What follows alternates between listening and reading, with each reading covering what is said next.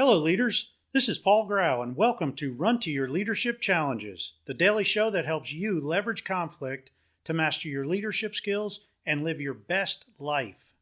Hey, hope everyone's doing great. Today, my wife Jen is back, and we are continuing our conversation from the last couple days. But today, we're going to talk about how our thoughts alone can cause conflict in our lives. And sometimes we may not even realize it. So let's drop back into the conversation. So what kind of impact does this have? I mean, it's just thoughts. I mean, do we really act upon these thoughts, or does this prevent us from doing anything?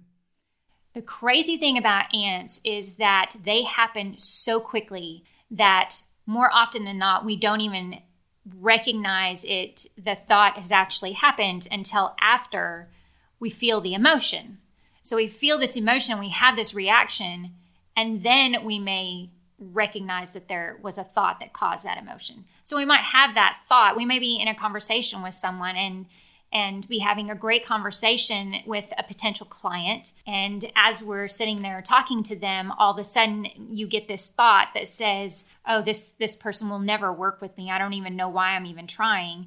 And that starts an emotion in you, or it creates this emotion in you that starts to feel very depressed or sad or even frustrated, or you may feel yourself bowing up and getting almost angry as you're working through that through this conversation. And it may actually change the conversation so that the other person doesn't recognize what is going on, and it's through no fault of their own.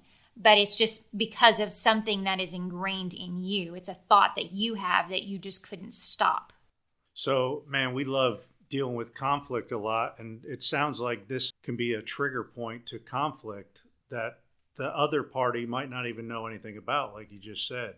Absolutely. Because it can be caused by stress, an unknown situation. It can be from anxiety that you have about speaking to someone. Maybe you need to negotiate a price or something like this. And because you have that automatic negative thought come up, you automatically go into an emotional reaction that does not allow you to negotiate well. You start sabotaging yourself with the words that you use. You may use words that aren't powerful or working on your behalf, and you don't even realize it because it's just such an automatic emotional response.